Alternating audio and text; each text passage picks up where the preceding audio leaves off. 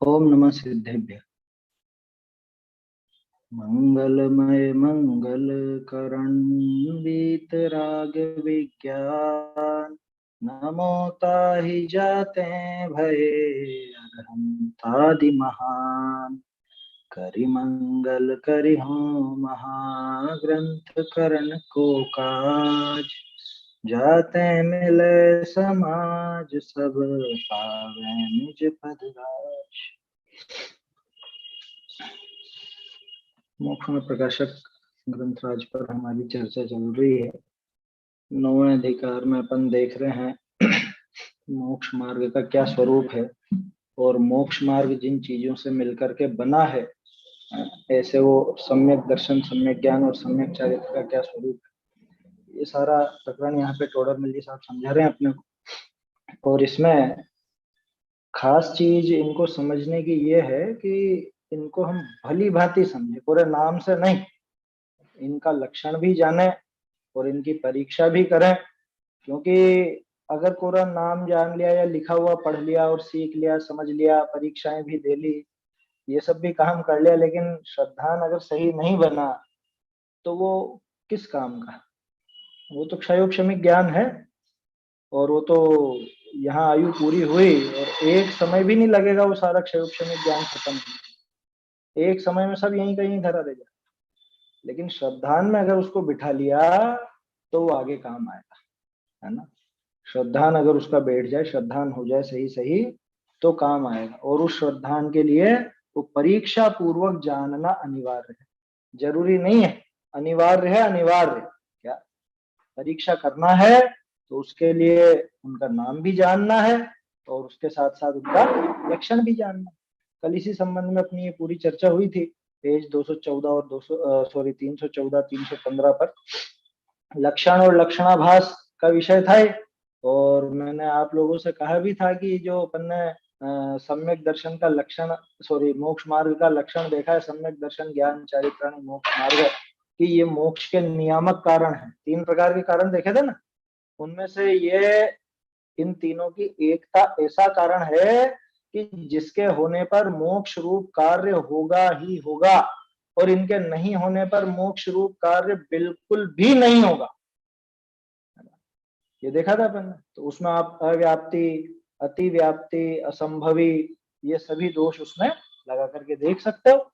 तो आप पाओगे कि एक भी दोष नहीं लगता, इस बिल्कुल सच्चा लक्षण है। सम्यक दर्शन, सम्यक ज्ञान, सम्यक चारित्र की एकता होती है तो मोक्ष होता ही होता है। मोक्ष नहीं हो ऐसा बनेगा ही नहीं। इसलिए अव्याप्ति बना तो है ही नहीं कि जितने भी जीव जिनके सम्यक दर्शन, ज्ञान, चारित्र की पूर्णता हो गई, तीनों एक होकर पूर्ण हो गए, वो जीव तो मोक्ष गए ही हैं। कोई भी जीव ऐसा नहीं दिखता कि जिसके सम्यक दर्शन, ज्ञान, चारित्र तो हुए लेकिन मोक्ष नहीं हुआ, अथवा मोक्ष तो हुआ लेकिन सम्यक दर्शन, ज्ञान, चारित्र के बिना ही हो गया। आया समझ में? कुछ और क्रिया करते करते हो गया हो, कोई ऐसा जीव दिखे तो बताइए। कोई पुराणों में कोई ऐसा किस्सा आया हो कि इसने इतनी पूजा करी और ऐसा किया वैसा किया, है? फल पायो मैना रानी वहां पे मैना सुंदरी ने सिद्ध चक्र का पाठ करके मोक्ष पा लिया, ऐसा तो नहीं लिखा ना वहां पे। पुण्य बांधा, पुण्य का उदय आया, उस सब का वर्णन तो है, लेकिन उससे मोक्ष हुआ क्या? उस पूजा से, भक्ति से, यहाँ तक कि स्वाध्याय से भी, इससे भी नहीं हुआ। जितनों को भी प्राप्त हुआ है वो सम्यक दर्शन, ज्ञान, चरित्र की एकता से। हाँ, ये जो धार्मिक क्रियाएं हम कहते हैं, ये सब उस सम्यक दर्शन, ज्ञान, चारित्र की सहायक है ना। वहां पे हमको उसमें थोड़ी सी सहायता मिल जाती है सम्यक दर्शन, ज्ञान, चारित्र के लिए, इसलिए इनको सहायक देख करके व्यवहार से इनको भी मोक्ष मार्ग कह देते हैं, है ना। पूजा, भक्ति, स्वाध्याय, व्रत, तप, उपवास आदि को कह देते हैं, लेकिन कहना अलग बात है और श्रद्धान में बिठाना बिल्कुल अलग बात है। जब हम परीक्षा करके देखेंगे तो उनमें दोष आ जाए। किनमें? ये सारी धार्मिक क्रिया, बाहर की जितनी भी क्रिया होती है, इनमें अव्याप्ति दूषण आ जाए, अतिव्याप्ति दूषण भी आ जाएगा, है ना। क्योंकि हमने देखा भरत जी का उदाहरण, तप वगैरह नहीं हुआ, बाहर की क्रिया नहीं हुई, फिर भी मोक्ष हो गया, तो अव्याप्ति दोष आ जाएगा ना। कि मोक्ष जाने वाले, मोक्ष का मार्ग अगर अपन तप को बनावे कि बाहरी तप, शारीरिक तप से मोक्ष होता है, ऐसा लक्षण बना है मोक्ष का, तो क्या दिक्कत आएगी? ये दिक्कत खड़ी हो जाएगी कि सब जीव जो भी तप करते थे, जो भी तप करते थे वो सब तो मोक्ष गए नहीं, तो अव्याप्ति दोष आ गया। दूसरी बात कि तप नहीं करने वाले भी मोक्ष चले गए, ये अतिव्याप्ति दूषण आ गया। समझ में आ रही है बात? इस तरह से आपने अगर विचार किया होगा, कल जो होमवर्क था वो किया होगा, तो इस तरह की बातें ख्याल में आई होंगी। तो सम्यक दर्शन ज्ञान चारित्राणि मोक्ष मार्ग जब कहा जाता है, मोक्ष मार्ग इन तीनों की एकता रूप बताया, तो उसमें ये बात स्पष्ट सामने आ जाती है कि जब भी किसी भी जीव को मोक्ष हुआ है तो सम्यक दर्शन, सम्यक ज्ञान, सम्यक चारित्र की एकता पूर्वक ही हुआ है। कोई भी जीव ऐसा नहीं मिलेगा कि बिना सम्यक दर्शन ज्ञान चारित्र के मोक्ष चला गया। कोई भी जीव ऐसा नहीं मिलेगा कि जिसके सम्यक दर्शन ज्ञान चारित्र पूर्ण हो गए लेकिन मोक्ष नहीं हुआ। तीसरी बात, कोई भी कार्य ऐसा नहीं मिलेगा कि सम्यक दर्शन ज्ञान चारित्र से मोक्ष के अलावा कुछ और काम हो गया। क्यों? वो तो हो सकता है ना, वो तो दोष लग सकता है, ये तो स्वर्ग का भी तो लक्षण हो सकता है। स्वर्ग मिलता है कि नहीं सम्यक दर्शन ज्ञान चारित्र?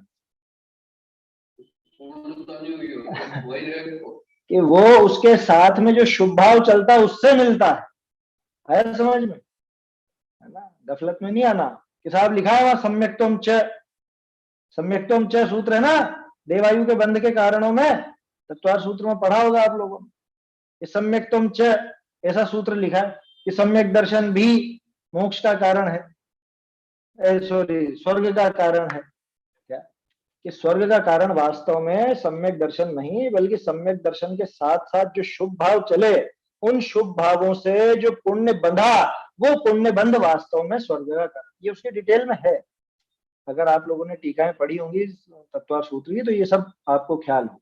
बाकी जो सिर्फ पाठ करते होंगे या सिर्फ शब्दों का अर्थ समझ लिया होगा तो वो चीज ये नहीं समझ सकते।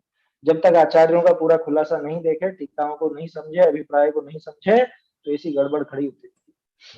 मोक्षमार्ग प्रकाशक में है ना 217 और 218 में तो साफ क्लियर लिखा हुआ है अतिव्याप्ति दोष के बारे में। हाँ हाँ, वहां पे आ चुका है पहले प्रकरण, ये पहले भी देख चुके अपन 7वें अधिकार में, ये है ना, अव्याप्ति अतिव्याप्ति असंभव 217 बताया ना आपने, 217-18 के आसपास ही है मेरे ख्याल से। शायद व्यवहाराभासी का प्रकरण था, किसका था?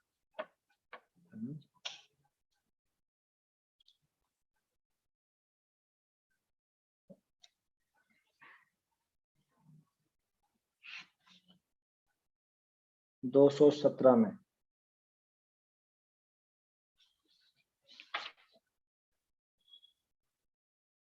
व्यवहाराभासी का ही प्रकरण है। 217 पे कहाँ आया लेकिन? 218 के ऊपर ही ऊपर वाली लाइन देखिए। हाँ 218 में है, ठीक है। हाँ वो 217-18 वही चल रहा है प्रकरण, सही है आपकी बात। ये देखा देखी वाले को प्रेरणा दी है क्या कि परीक्षा तो करता नहीं, परीक्षा रहित आज्ञानुसारी का प्रकरण है, वहां पर आया है भाई परीक्षा रहित कोरी आज्ञा से मान लोगे तो ये दिक्कतें खड़ी हो जाएंगी, क्योंकि आचार्य देव कभी लिख देंगे सम्यक तुम चाहे, और आप फिर झगड़ा करने लगोगे, अरे सम्यक दर्शन से मोक्ष भी होता है और सम्यक दर्शन से तो स्वर्ग भी होता, कि नहीं होता भैया, सम्यक दर्शन से तो मोक्ष ही होगा, है ना। सम्यक दर्शन से फिर कैसे लिख दिया आचार्य देव ने, उसका आशय समझो, सम्यक दर्शन के साथ रहने वाला जो शुभ भाव है उसके साथ साथ जो पुण्य भाव चलता है, उसकी वजह से उस सम्यक पर भी ऐसा आरोप कर दिया कि हाँ इससे स्वर्ग भी होता है। समझ में आ रही बात? उसका सहकारी देख करके उसको कह देते हैं, तो वो कहा किस वजह से है, वो व्यवहार ने से ऐसा कहा जाता है भैया। उसका अभी हाँ बोलो भैया। इसमें कभी कोई यूं समझे कि जिसको केवल जैसे सम्यक दर्शन हुआ हो वो स्वर्ग का पात्र हो? ये अपन ने कल देखा था कल परसों, अकेला सम्यक दर्शन थोड़ी ना होता है, कभी सम्यक दर्शन होगा तो उसके साथ साथ ज्ञान भी सम्यक ही होगा, उसके साथ साथ चारित्र भी सम्यक होगा, बल्कि अनंत अनंत गुण सम्यक होंगे, है ना। अकेला सम्यक दर्शन नहीं होता कभी भी, ये सब जोड़े में आते हैं साथ साथ, फौज की फौज आती है पूरी। बहुत बार ये भी तो कहते हैं कि सम्यक दर्शन गृहस्थ दर्शन में भी हो जाता है? सम्यक दर्शन सम्यक दृष्टि गृहस्थ जीव की होता है। भ्रष्ट जीव के होता है? गृहस्थ गृहस्थ गृहस्थ, हाँ तो गृहस्थ के हो जाता है ना, क्या दिक्कत है? सम्यक दर्शन गृहस्थ जीव के होता है ना, चौथा गुण स्थान गृहस्थ का ही तो है, श्रावक का ही तो है, तो उसमें समस्या क्या आई? सम्यक कल यही तो कल नहीं थे क्या, कल ये प्रकरण चला था, कल या परसों परसों हाँ परसों आप नहीं जुड़े होंगे शायद, क्योंकि उसमें प्रकरण यही था, है ना, कि सम्यक दर्शन तो हो गया था, अब चारित्र नहीं तो मोक्ष मार्गी है या नहीं, ये प्रकरण चला था, परसों चला था, कल तो ये अव्याप्ति अति व्याप्ति का चला था, परसों चला था। तो परसों स्पष्ट हुई थी बात ये पूरी कि सम्यक दर्शन आता है तो उसके साथ वो अनंत गुण ही सम्यक होते हैं, अकेला सम्यक दर्शन कभी नहीं होता। इसलिए कभी दिमाग में ये मत लाना कि सम्यक दर्शन अकेला हो और सम्यक ज्ञान नहीं हो, तो भाई अगर सम्यक दर्शन है तो ज्ञान भी सम्यक ही है, वहां चारित्र भी सम्यक ही है ना। वो अलग बात है कि उनकी पूर्णता या उस मार्ग में गमन होता है तब जाके मोक्ष मार्ग कहा जाता है, उसके पहले मोक्ष मार्ग आचार्य देव नहीं कहते, उस विषय में मौन रहते हैं, है ना। उसका कारण भी अपन ने देखा था कि वो मटकी में 2 चम्मच पानी है, कितनी भरी कहेंगे अपन उसको, अरे बिल्कुल खाली है, ऐसा ही कह दिया जाए, वैसी बात है। तो इसलिए वो तो कोई प्रश्न ही खड़ा नहीं होता कि भाई अकेला सम्यक दर्शन हो तो शायद उसको कह दिया, ऐसी बात नहीं। वहां कारण वही है, वो टीका लिखी आचार्यों ने, आप पढ़ सकते हो, सर्वा सिद्धि राजवार्तिक, उसमें स्पष्ट खुलासा कि सम्यक दर्शन के साथ साथ जो शुभ भाव चलते हैं, है ना, वहां जो सम्यक तो हमसे लिखा ना, आप सम्यक दर्शन के साथ आप देखो सम्यक दर्शन के 8 अंग जो बताए, निशंकित निकांक्षित आदि, वो किस रूप है? शुभ भाव रूप ही तो है। प्रशम संवेग अनुकंपा आस्तिक, ये किस रूप है? ये शुभ भाव रूप है। तो ये जो शुभ भाव साथ में चलते हैं, इनका फल स्वर्ग आदि की प्राप्ति होता है। वो भी कब? कि जब उधर सम्यक दर्शन ज्ञान चारित्र की पूर्णता नहीं हो रही हो, मोक्ष नहीं हो पा रहा हो, तो नहीं तो मोक्ष तक ले जाने की गारंटी है उसकी, लेकिन उस भाव में अगर वो मोक्ष नहीं जा पाता है तो स्वर्ग वगैरह पहुंच जाता है। क्यों पहुंच जाता है? क्योंकि साथ में स्वर्ग के लायक पुण्य भी बांधा था, साथ में स्वर्ग के लायक वो शुभ भाव हुए थे, तो वहां पहुंच गया था, है ना। इसलिए उसमें कोई ऐसी समस्या नहीं है ना, ये उसका अर्थ है। तो इस तरह से आप देखोगे ये अव्याप्ति, अति व्याप्ति, असंभवी, ये 3 तो अपन ने लक्षणाभास देखे। अब किसी भी चीज की पहचान करनी हो ना, तो उसका जो पहचान चिन्ह बनाया जाए उसमें तीनों लगा के देख लो, आचार्य की वो बात सटीक बैठती है या नहीं बैठती है, देख लो।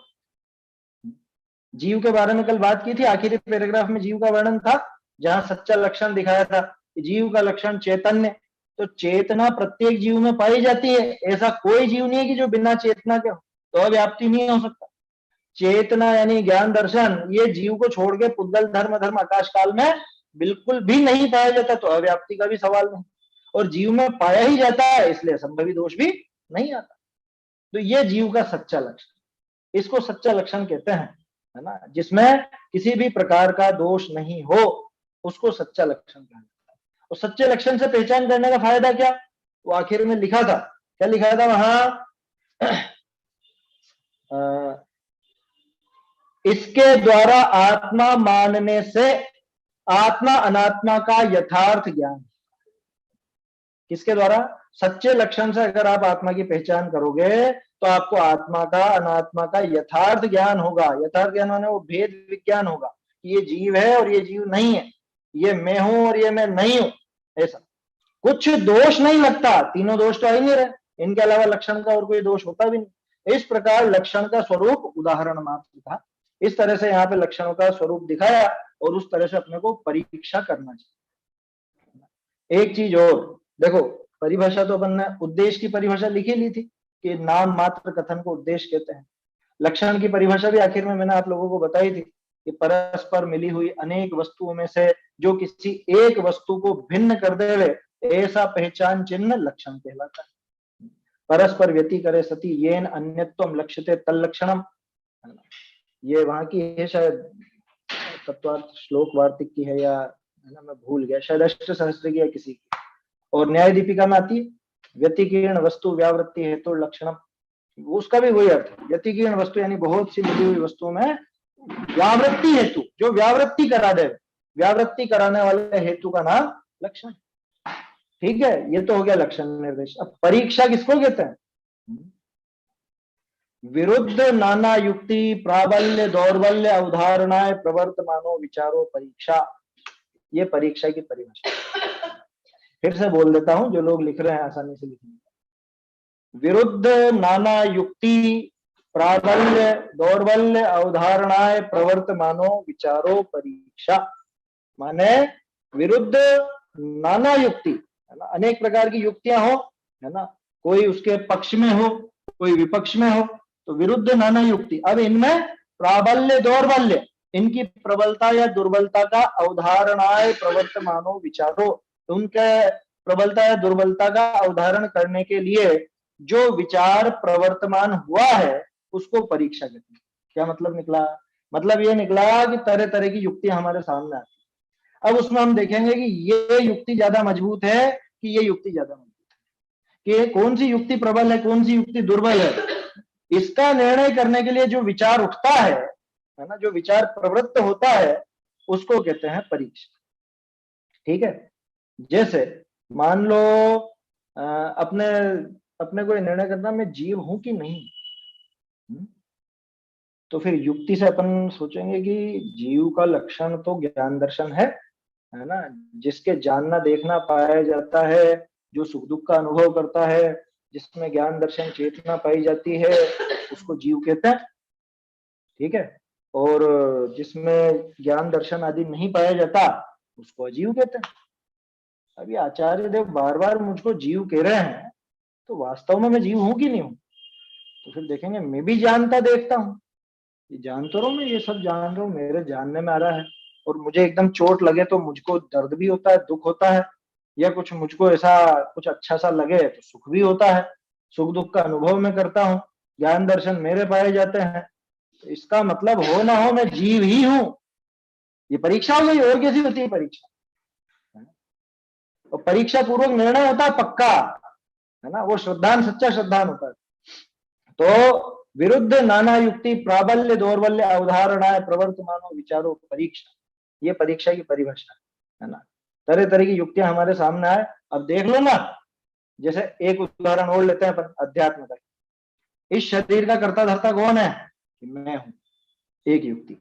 दूसरी युक्ति, इस शरीर का कर्ता धर्ता मैं बिल्कुल भी नहीं। अब दोनों में से देखो कौन सी बात ज्यादा मजबूत है? कि कैसे देखें? कि ऐसे देखो कि मैं सोचता हूं कि मैं 1 घंटे में 10 किलोमीटर दौड़ लूं। क्या मैं क्या सोचता हूं कि 1 घंटे में 10 किलोमीटर दौड़ लूं? अब अगर मैं शरीर का करता हूं तो दौड़ लूं ना फिर इतना।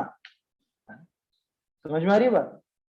मैं चाहता हूं ये हाथ ऐसे ऐसे ऐसे मैं मोड़ता हूं ना, इस तरफ मोड़ता हूं, तो ये इधर भी मोड़ लूं, नहीं मुड़ता है ना, इधर मुड़ता नहीं है और इधर मुड़ जाता है। तो अगर मैं मोड़ने का करता होता तो इधर की तरह इधर भी मोड़ लेता। मैं दौड़ने का करता होता तो अभी मैं 2 किलोमीटर 3 किलोमीटर 4 किलोमीटर चल पाता हूं, 10 किलोमीटर भी चल लेता।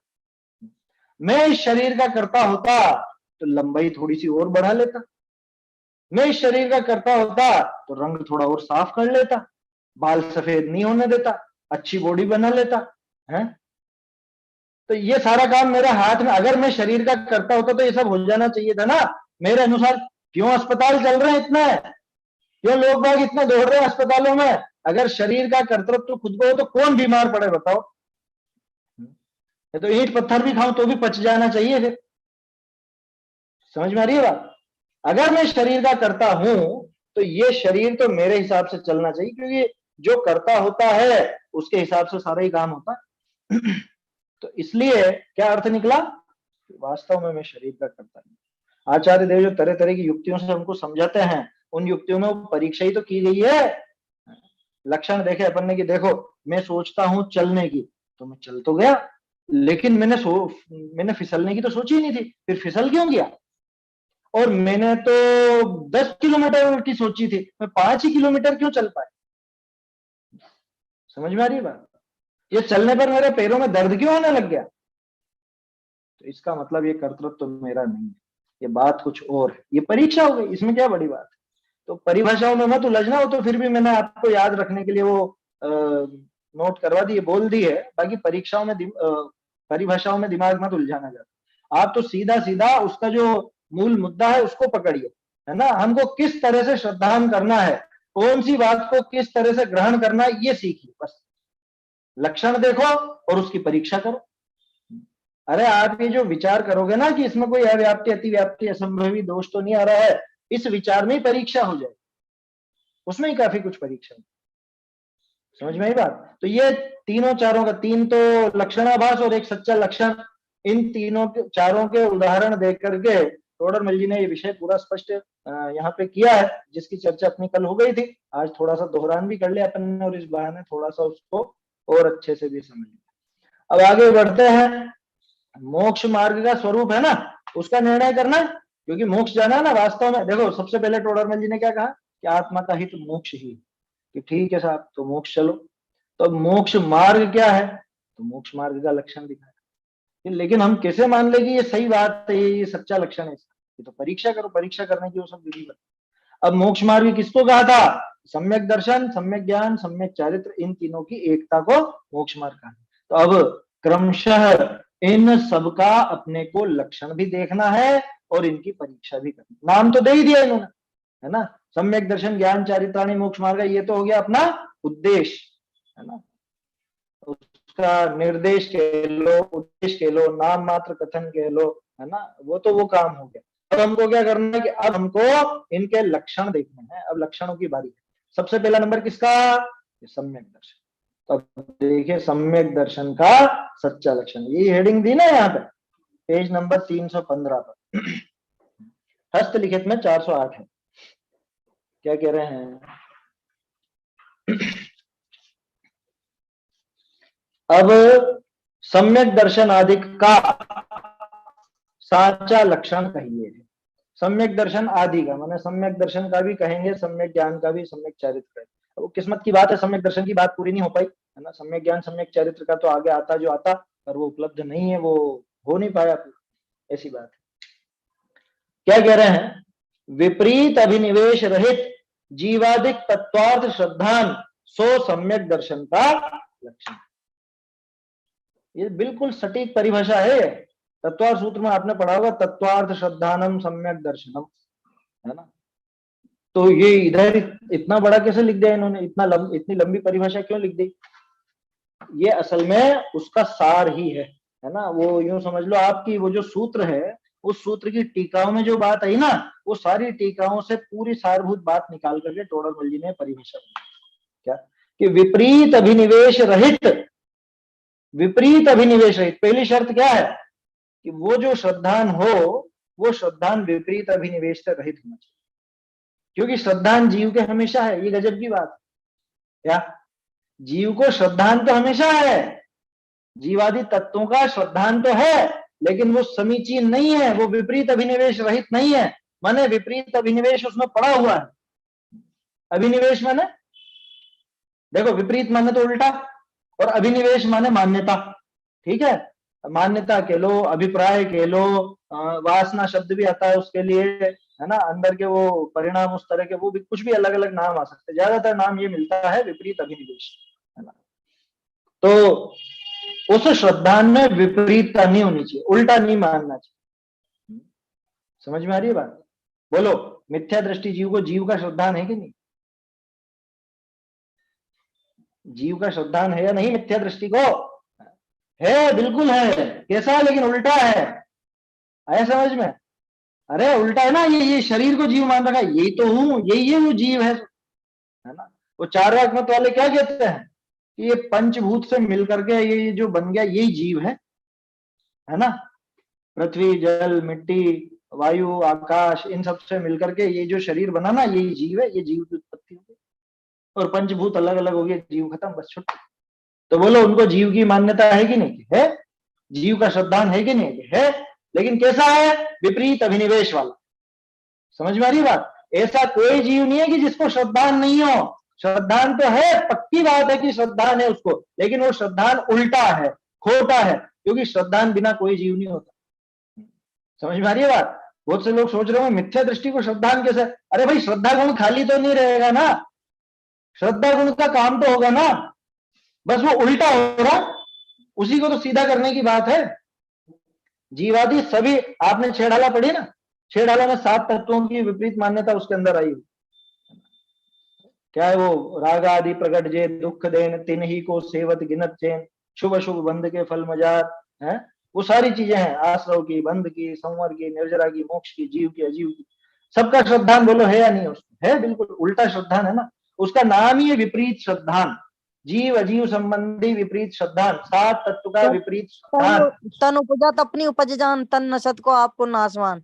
हाँ हाँ, वही वो सारे बता रहा हूँ मैंने, 2-1 लाइनें बोल दी है ना। हाँ। तो वो सातों के संबंध में उसको श्रद्धान तो है, उस मिथ्या दृष्टि जीव को भी श्रद्धान है, जो संसार में भी भटक रहा है, आगे भी भटकेगा, उसको भी श्रद्धान है। लेकिन कैसा श्रद्धान है कि उल्टा श्रद्धा है ना, वो विपरीत अभिनिवेश सहित है श्रद्धा। हमेशा ध्यान रखना, श्रद्धा नाम का एक गुण है जीव में, जैसे ज्ञान नाम का गुण है ना, वैसे श्रद्धा नाम का गुण।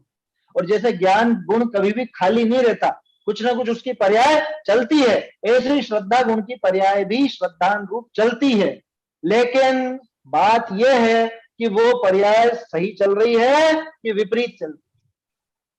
और मिथ्या दृष्टि जीव के जो भी श्रद्धान है वो सारा का सारा विपरीत श्रद्धान।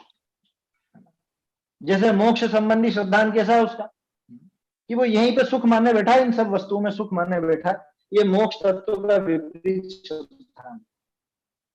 राग आदि जो दुख देने वाले उनको सुखदायक माने बैठा, जो बंधन के कारण है, जो इसको दुख में डालते हैं उनको सुखदायी माने बैठा, या वो जो भी पुण्य और पाप के उदय में बाहरी सामग्री मिलती है उससे खुद को सुखी या दुखी मान लेता है। ये उसका आश्रव बंध और संवरण निद्रा मोक्ष संबंधी श्रद्धान पड़ा हुआ है, लेकिन वो विपरीत पड़ा हुआ है। इसलिए सम्यक दर्शन की परिभाषा में सबसे पहला नाम किस चीज का, विपरीत अभिनिवेश रहित होना चाहिए। विपरीत अभिनिवेश नहीं चाहिए इसके अंदर, है ना। अगर विपरीत अभिनिवेश होगा तो ये श्रद्धान सम्यक नहीं हो पाएगा, और ये सम्यकपना नहीं होगा तो ये मोक्ष मार्ग नहीं होगा। कोई भी जीव अनादिकाल से श्रद्धा के बिना नहीं रहा, श्रद्धा रही ही रही है, लेकिन वो खोटी रही है, विपरीत रही है ना। ये दृष्टि का विपर्यास हमेशा चलता रहा है, विपरीतता हमेशा चलती रही है, इसी वजह से मोक्ष मार्ग में नहीं लग पाया। समझ में आई बात। तो क्या कह रहे हैं, विपरीत अभिनिवेश रहित, ठीक है साहब, किनका, पत्थर का है, लोहे का श्रद्धान करूं कि किसका करूं, शक्कर का, कल गुड़ का उदाहरण ले रहे थे, गुड़ का करें, शक्कर का करें, किसका श्रद्धान। अरे इन जीव अजीव आदि तत्वों का, तत्वार्थ का, तत्वार्थ नाम दिया ना, तत्वार्थ श्रद्धानम सम्यक दर्शनम। तो जीव अजीव आश्रव बंध, ये तो आगे की बात है, अभी पहले ये परिभाषा दी, विपरीत अभिनिवेश रहित जीवाधिक तत्वार्थ का। अब नाम तो मेरे ख्याल से सभी जानते हैं, आप लोग मोक्ष प्रकाशित पढ़ रहे हो, तो 7 तत्वों के नाम तो मेरे ख्याल से सभी को याद है। कोई ऐसा तो नहीं है ना जिसको 7 तत्वों के नाम याद ना हो। तो विपरीत अभिनिवेश रहित जीवाधिक तत्वार्थ, अभी ये तत्वार्थ नाम क्यों दिया इसकी डिटेल आगे आएगी ना, वो अभी अपन उसको छोड़ते हैं, उसका अर्थ अभी आगे देखें।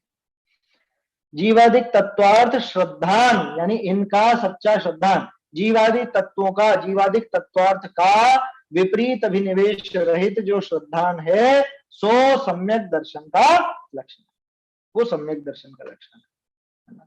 चाहो तो इसके आगे लिख लेना सम्यक दर्शन की परिभाषा। वैसे तो ध्यान है सब कुछ, तत्वार्थ श्रद्धानम सम्यक दर्शनम, अब उसके अंदर ही टोडरमल जी ने डिटेल करके लिख दिया कि विपरीत अभिनिवेश रहित कौन से तत्वार्थ का, कि जीवादि तत्वार्थ का, उनका श्रद्धान सम्यक दर्शन। चलिए, जीव अजीव आश्रव बंध संवर निर्जरा मोक्ष, ये 7 तत्वार्थ हैं। इनका जो श्रद्धान कैसा, ऐसे ही है अन्यथा नहीं, ऐसा प्रतीति भाव, इसको बोलते हैं श्रद्धान। याद कीजिए रत्नकरण साहु का 4 11वां श्लोक मिशन के तन्व का, इदमेव ईदृशम चैव तत्वम नान्यन्न चान्यथा इत्यकंपाय संभवत सन्मार्गे संशय। वो आगे आएगा, अभी आगे जवाब देंगे तत्व क्यों नहीं लिखा और अर्थ क्यों नहीं लिखा। अभी तो ये समझो अपन कि भाई ये जो इनका ये 7 तत्व बताए हैं ना, इनका विपरीत अभिनिवेश जो अन्यथा अभिप्राय से रहित, वो सम्यक दर्शन, प्रतीति भाव होना चाहिए।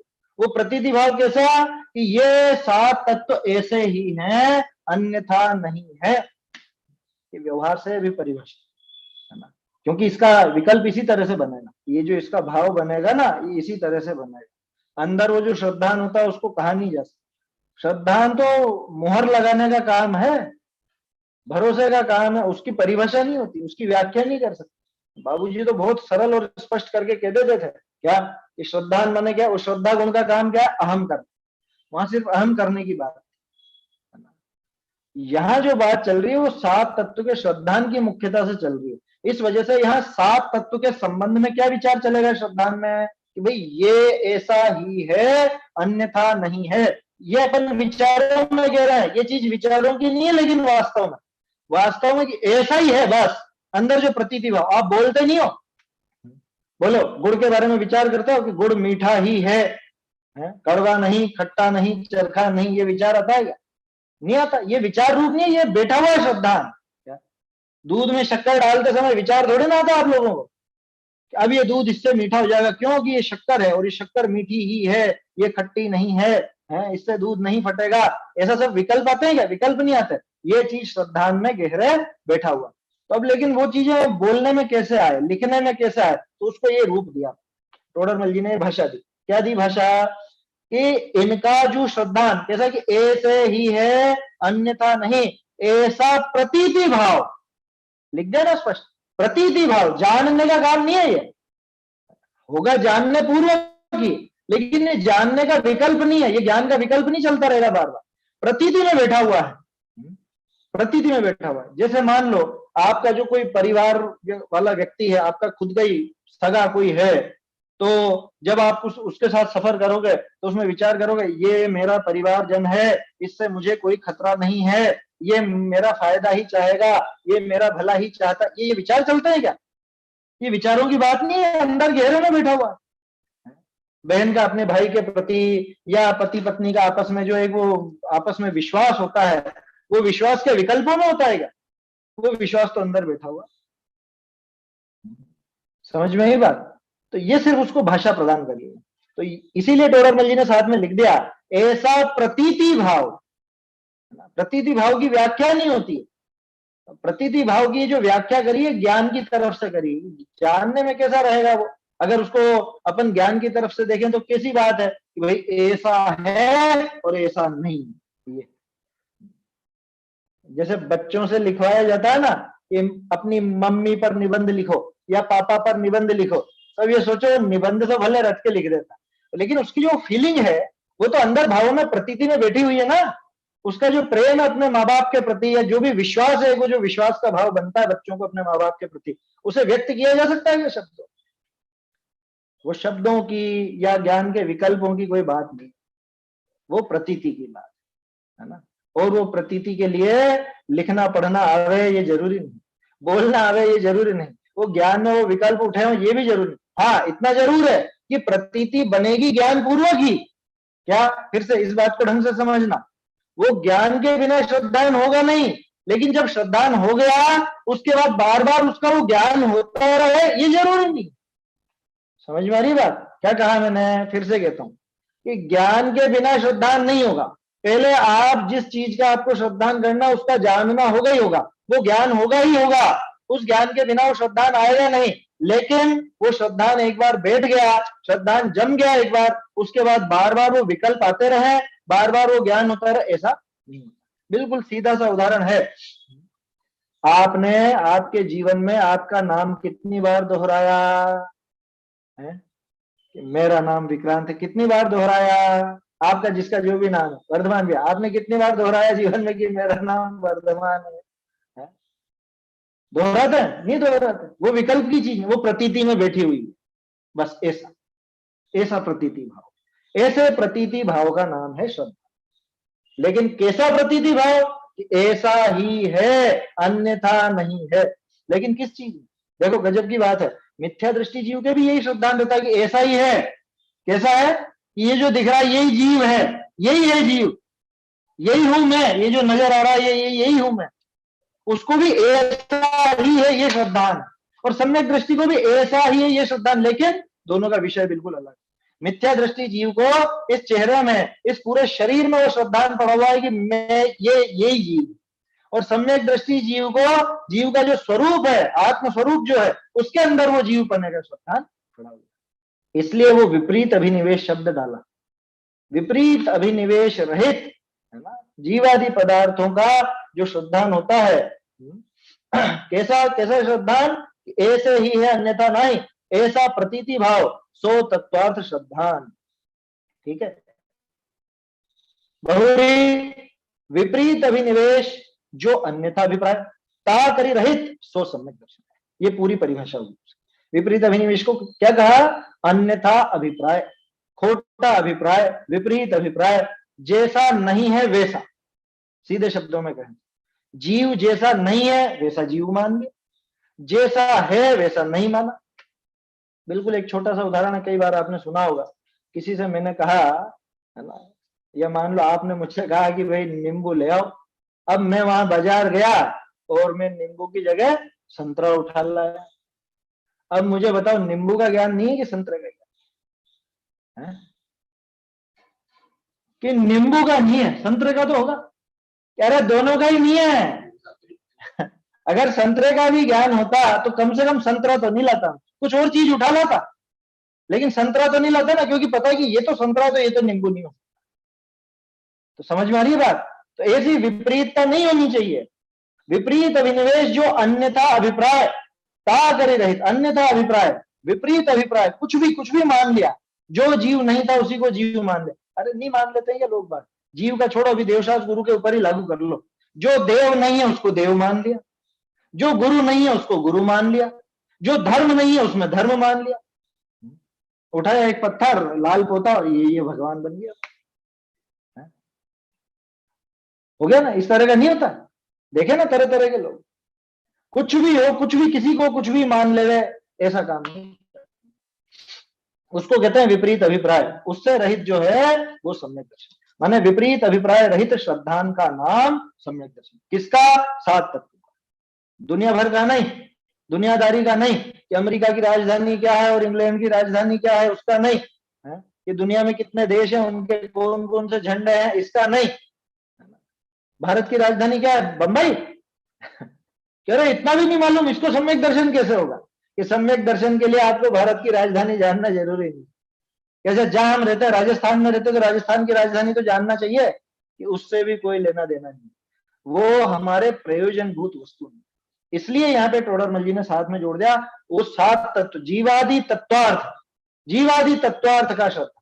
हर किसी के श्रद्धान की आवश्यकता नहीं कि फला व्यक्ति कैसा और फला व्यक्ति कैसा नहीं है ना, उसके श्रद्धान से काम नहीं बनेगा।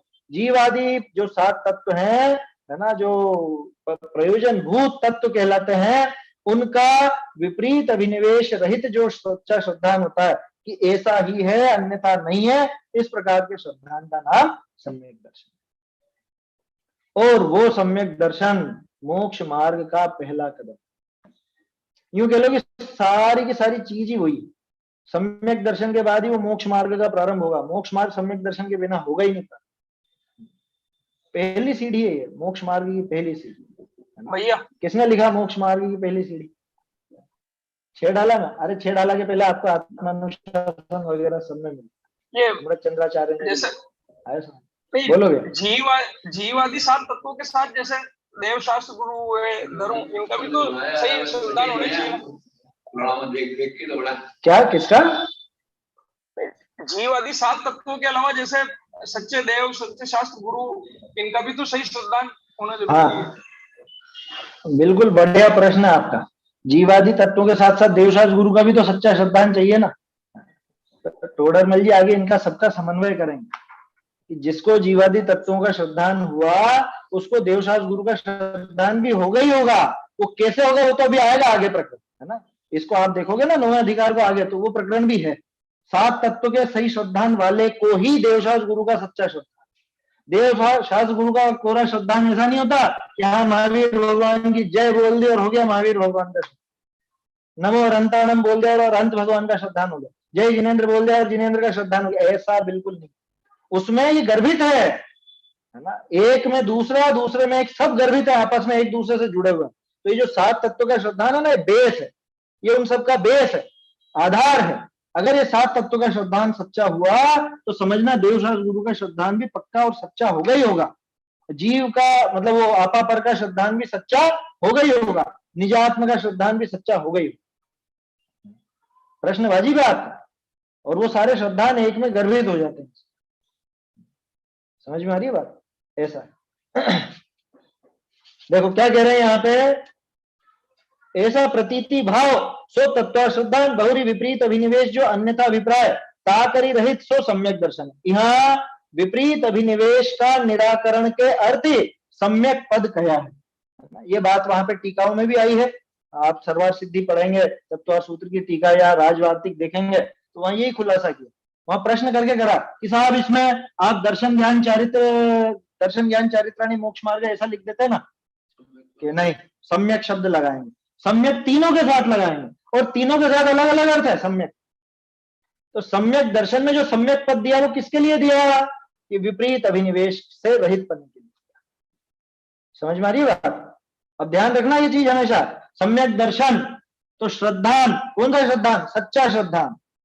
कैसा सच्चा? कि विपरीत अभिनिवेश रहित, वो जो श्रद्धान है उसका नाम सम्यक दर्शन। समझ में आ रहा? यहाँ विपरीत अभिनिवेश का निराकरण के अर्थ सम्यक पद दिया है। सम्यक शब्द कहते ये समझ लेना कि विपरीत अभिनिवेश का अभाव की बात चली। जाते हैं, सम्यक ऐसा शब्द प्रशंसावाचक है। सम्यक का अर्थ बढ़िया, बढ़िया, अच्छा, बहुत बढ़िया, ऐसा भी होता है ना। हम लोग संस्कृत पढ़ते थे ना, तो वो जैसे हमारे जो शिक्षक थे वो प्रश्न पूछते और कोई सही जवाब देता तो कहता सम्यक। सम्यक माने सही है, अच्छा, बढ़िया। तो प्रशंसा की जाती है, उसमें भी सम्यक शब्द प्रशंसावाची है वास्तव। अब ये बताओ कौन सा शब्दांत प्रशंसावाची होगा? सम्यक ऐसा शब्द प्रशंसावाचक है, सो श्रद्धान विषय विपरीत अभिनिवेश का अभाव भय ही प्रशंसा संभव है। ये श्रद्धान प्रशंसनीय कब होगा? कि जब इसमें से विपरीत अभिनिवेश निकल जाए। विपरीत अभिनिवेश के रहते रहते तो कभी वो श्रद्धान प्रशंसनीय हो नहीं सकती। उसकी प्रशंसा ही तब संभव है कि जब विपरीत अभिनिवेश निकल जाए। अगर विपरीत अभिनिवेश बना हुआ है तो समझ लेना उस श्रद्धान की प्रशंसा नहीं की जाएगी, वो निंदनीय होगा, वो मिथ्या कहलाए। ठीक है, ऐसा जानना। यहाँ प्रश्न, अब देखो बढ़िया प्रश्न आता है। जो तत्व और अर्थ, तत्वार्थ नाम था ना, तत्वार्थ में दो शब्द हैं, तत्व और अर्थ, ये दो पद कहे, तीन का प्रयोजन कहा कि भाई आपने दो शब्दों का प्रयोग क्यों किया? जो भी आप पूछ रहे थे, तत्व श्रद्धानम सम्यक दर्शनम ही कह देते, अर्थ श्रद्धानम सम्यक दर्शनम ही कह देते। ये दो का प्रयोग क्यों किया? आपने तत्व भी लिखा और अर्थ भी लिखा, चक्कर क्या है? बहुत बढ़िया जवाब दिया टोडरमल जी ने इसका, और ये पूरा का पूरा जवाब आपको सर्वार सिद्धि में और राजवार्तिक में बिल्कुल ऐसा कैसे मिला है ना। मतलब सोचो टोडरमल जी कितना अध्ययनशील थे, कितना वो सब उन्होंने दिमाग में बैठा रखा था और कौन सी चीज को कहाँ देना था, ये कितना जबरदस्त उनको ज्ञान पूरा, और बिल्कुल शास्त्रों के अनुसार लिखते हैं। जिनको ये शंका हो ना कि टोडरमल जी तो गृहस्थ थे, टोडरमल जी की क्यों पढ़े, या हम तो आचार्यों की पढ़ेंगे, पढ़ ले, इससे अलग क्या मिलेगा? इससे अलग क्या मिल जाएगा? वहां कौन सी अलग बात लिखी हुई? तो इसलिए भरोसा रखिए और बिल्कुल आप चाहें तो निशान लगाते जाइए, है ना। यहाँ पे निशान लगा लो, ये राजवार्तिक और सर्वार सिद्धि में इस तरह की बात आई। बीच में अपन देखते ही जा रहे हैं जगह जगह टोडरमल। अभी थोड़े दिन, अभी 2-1 दिन पहले ही बात आई थी ना प्रवचन सार जी की, वो 242 गाथा नोट कर रही थी ना मैंने। जगह जगह हर पेज जिनागम के अनुसार है, एक भी अक्षर उन्होंने मन का नहीं लिखा। हाँ, भावाभिव्यक्ति अपनी खुद की है, भाषा खुद की है, तो भाषा तो सबकी अलग अलग होती है। मैं अलग ढंग से समझाऊंगा, मेरी भाषा अलग रहेगी, आप कुछ अलग ढंग से बोलोगे, आपकी भाषा अलग रहेगी, वो कोई विशेष बात नहीं, लेकिन भाव तो पूरे आचार्यों के ही भरे। बहुत बढ़िया प्रश्न है। क्या है प्रश्न? समझ में आया ना कि साहब आपने तत्वार्थ क्यों लिखा? आप अकेले तत्व लिख देते या अर्थ लिख देते? दो शब्दों का आपने जो प्रयोग किया है, इनका प्रयोजन ता का समाधान। तत् शब्द है, सो यत शब्द की अपेक्षा लिया है। अब ये जिन्होंने थोड़ी बहुत संस्कृत पढ़ी होगी उनको समझ में आ रहा होगा। तत् माने वह, वह कौन? वह कौन कि जो ऐसा ऐसा ऐसा है, तो यत की बात आ गई, है ना। जब भी हम तत् कहेंगे तो यत सहित होगा, यत की अपेक्षा लिए हुए होगा, चाहे उसमें उसकी बात आए या नहीं आए। और इसी तरह से यत भी तत् की अपेक्षा लिए हुए।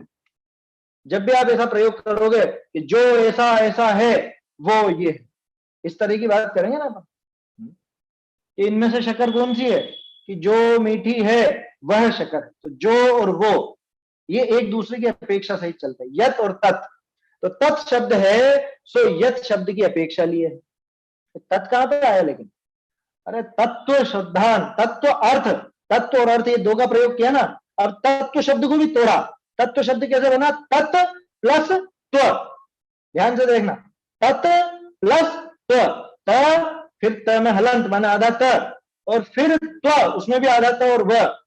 बहुत से लोगों को तत्व शब्द सही लिखना नहीं आता, वो त आधा त और व लिख देते हैं, बस ऐसा नहीं है, दो आधे त है उसके अंदर, त के बाद दो आधे त लिखेंगे। अभी बोर्ड नहीं है, नहीं तो मैं लिख के बताता। त फिर आधा त, फिर आधा त और फिर व, ऐसे लिखा जाता है तत्व। तो इसमें दो शब्द हैं, तत् और त्व। तो तत् शब्द है सो यत शब्द की अपेक्षा ली है, तत् माने वह होता। ताते जाका प्रकरण होई सो तत् कहिए, जाका जो भाव कहिए स्वरूप सो तत्व जानना। जिसका प्रकरण चल रहा है उसको तो हम तत् कहेंगे, और उस तत् का जो भाव है उसका उसका उसका जो भाव है उसको हम तत्व कहेंगे। समझ में आ रही बात? नहीं आई? जैसे मान लो गुरु, गुरु किसको बोलते हैं? बड़ा, बड़े को गुरु बोलते हैं ना। अब गुरु पना, गुरु होने का भाव, उसको क्या कहेंगे? गुरुत्व। कोई लघु है, छोटा है, तो लघु पने का भाव, छोटे पने का भाव वो लघुत्व है ना। कवि, कवि होने का भाव वो कवित्व है, समझ में? ऐसा वक्ता पने का भाव वो वक्तृत्व, समझ में आ रही है बात? ऐसा कर्ता पने का भाव कर्तृत्व, समझ में आ रहा है? तो माने उसका भाव, तो कहां पे लगाते हैं अपन? जहां पे उसका वैसा भाव देखना हो वहां लगाया जाता है ना। महान पने का भाव महत्व, ऐसा बहुत से शब्दों में आप प्रयोग करके देख सकते हो। जो भी शब्द आप दिन भर में पढ़ते हो, सुनते हो, बोलते हो, ये सारी चीजें बच्चों को भी सिखानी चाहिए शुरू से, ताकि उनको दिमाग में साफ रहे। ये तो लगाए माने उसका पना, उसका भाव। जैसे मीठा पना है ना, तो मधुरत्व, मधुर माने मीठा, ठीक है। नमक का खारा पना क्षारत्व, समझ में आ रही बात? तो क्षार पने को क्षारत्व कहेंगे, आया समझ में? दूध का, जैसे पानी का द्रव पना, द्रव पना, द्रव समझते हो? लिक्विड, उसका बहने वाली दशा में होना उसको द्रव कहा जाता है।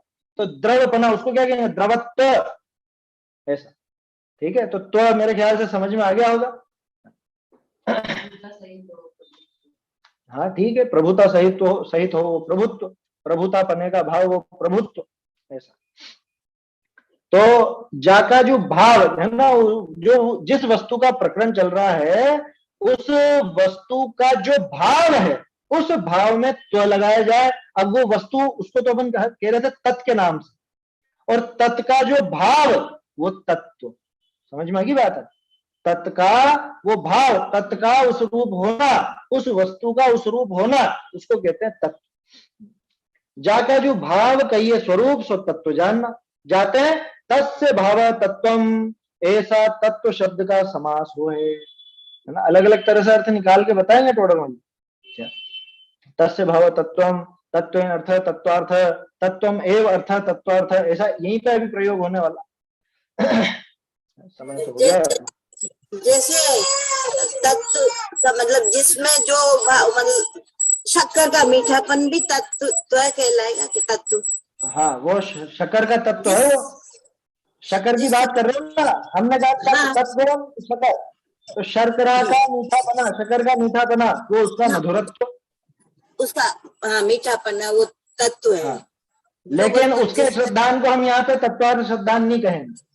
अच्छा, क्योंकि यहाँ पे प्रयोजन भूत तत्वों की बात है, वो आगे आएगी बात। जीवादि का श्रद्धा नहीं है अपन को हाँ, करना। हाँ, कि शक्कर मीठी होती है और नमक खारा होता है, इसका नाम कोई तत्वार्थ श्रद्धान नहीं है कि हमने जान लिया था तत्व, शक्कर का तत्व मीठा, नमक का तत्व खारा, तो हो गया तत्वार्थ श्रद्धान। प्रयोजन भूत, आगे देंगे तोड़रमल जी, बहुत सुंदर जवाब देंगे। ये प्रकरण आप लोग आगे से पढ़ के आओगे ना तो बहुत मजा आएगा। क्या उसमें सारे जवाब हैं। तोड़रमल जी पे विश्वास रखो, आपके मन में एक भी प्रश्न नहीं छोड़ेंगे, वो बस आपके मन में उठेगा और वो सामने मिलेगा।